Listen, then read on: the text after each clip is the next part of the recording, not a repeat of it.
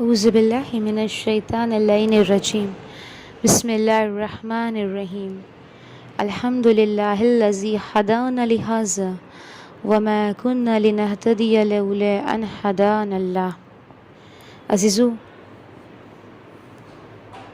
یہ رمضان، یہ آنے والا یہ وہ مہینہ ہے کہ جس میں ہمیں زیادہ سے زیادہ صلہ رحم کرنا ہے۔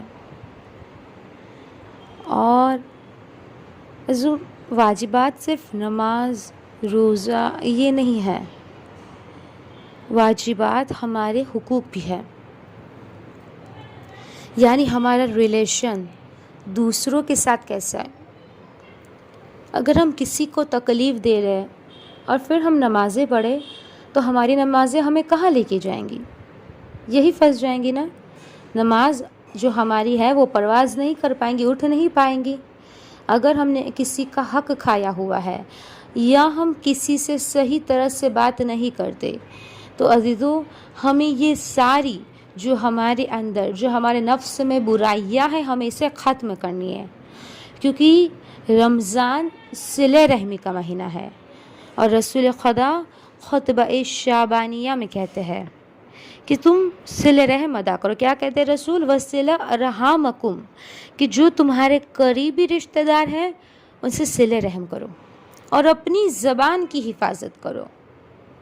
یعنی صلہ رحم یعنی ہمیں اپنے گھر والوں سے، اپنے رشتہ داروں سے، اپنے دوستوں سے، اپنے ملنے والوں سے ایک بہترین ہمیں سلوک کرنا ہے، ان سے اچھے سے بات کر لے۔ اگر خدا نہ خواستہ کوئی ناراضگیاں ہے تو ہم اس کو دور کریں۔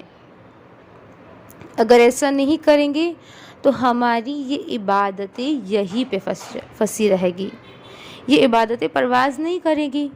اگر ہم نے لوگوں کا دل دکھایا ہوگا، ہم بعض اوقات عزیزوں یہ سمجھتے ہیں کہ الحمدللہ ہم نے یہ نیک کام کیا، ہم نے حج کی، ہم نے زیارت کر لی، مگر اگر ہم نے ایک مومن کا دل بھی دکھایا ہے نا تو پھر یہ عبادتیں ہمارے کام نہیں آنے والی، کیونکہ عزیزو مومن کے دل کی حرمت کعبے کی حرمت سے زیادہ ہے۔ اور یہ کون کہہ رہا ہے؟ امیر المؤمنین۔ عزیزو، تو اپنے اندر چیک کرے کہ ہماری ذات سے کسی کو نقصان تو نہیں ہو رہا نا، کہ ہم نے کسی کا حق تو نہیں کھایا نا۔ ایک روپے بھی، ایک روپیز بھی اگر ہم نے کسی کا کھایا ہوا ہے نا تو قیامت میں ہم سے سوال ہوگا۔ عزیزو، اگر ہم یہ سوچ رہے ہیں کہ نہیں معاف ہو جائے گا تو ایسا بالکل نہیں ہے، کیونکہ خدا نے کہا ہے کہ میں اپنی عبادتوں کا حساب کتاب چھوڑ سکتا ہوں لیکن مخلوق کا نہیں چھوڑوں گا۔ تو مخلوق کو راضی کرنا ہے اپنی ذات سے، کسی کا دل نہیں دکھانا عزیزو، کسی کو نقصان نہیں پہنچائے۔ اگر خدا نہ کرے اگر ہم سے یہ ہو گیا ہے تو عزیزو ہمیں معافی مانگنی ہے، ہمیں اس شخص کو راضی کرنا ہے، کیونکہ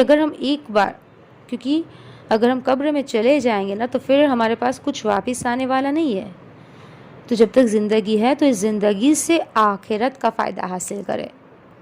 اور مولا علی ارشاد فرماتے ہیں کہ زندہ ایسے رہو کہ لوگ تم سے ملنا چاہے، تم سے ملاقات کے لیے تڑپے، اور جب تم مر جاؤ تو لوگ تم پہ گریہ کرے۔ یعنی واقعاً ہمیں ایسا رہنا ہے، اور یہی اصل زندگی ہے۔ زندگی یہ نہیں ہے کہ ہم بہت اچھا کھا لیں یا بہت اچھا پہن لیں، نہیں، زندگی یہ ہے کہ لوگوں کے ساتھ ہم کتنے اچھے تھے، ہمارا ریلیشن لوگوں کے ساتھ کیسا تھا۔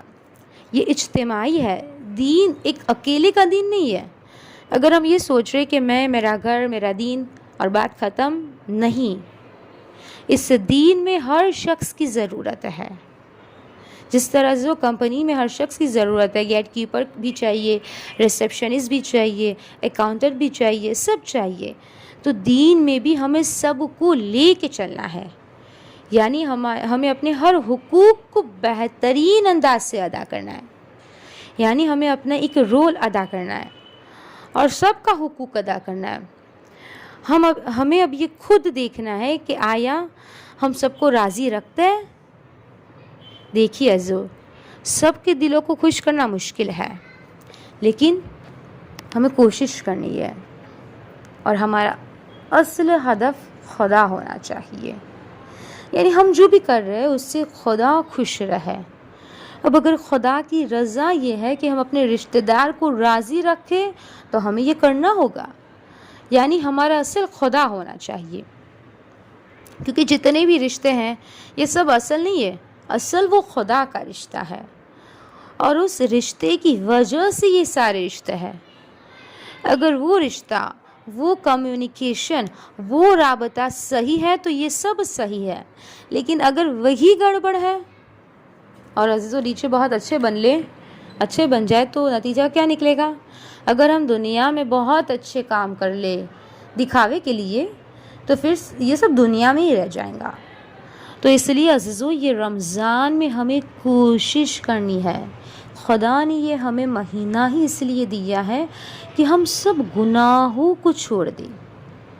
یہ رمضان کا مہینہ خدا نے ہمیں دیا ہے تاکہ ہم اس رمضان کے مہینے میں خود کو زیادہ سے زیادہ امپروو کرے، اور جو بھی کرے وہ دکھاوے کے لیے نہیں کرے بلکہ اس خدا کی رضائیت کے لیے کرے، تاکہ ہم اصل دنیا میں، یعنی اپنی اس اصل دنیا میں جہاں ہمیں زندگی بھر رہنا ہے، آخرت کی دنیا میں ہم بہترین مقام کو پا سکیں۔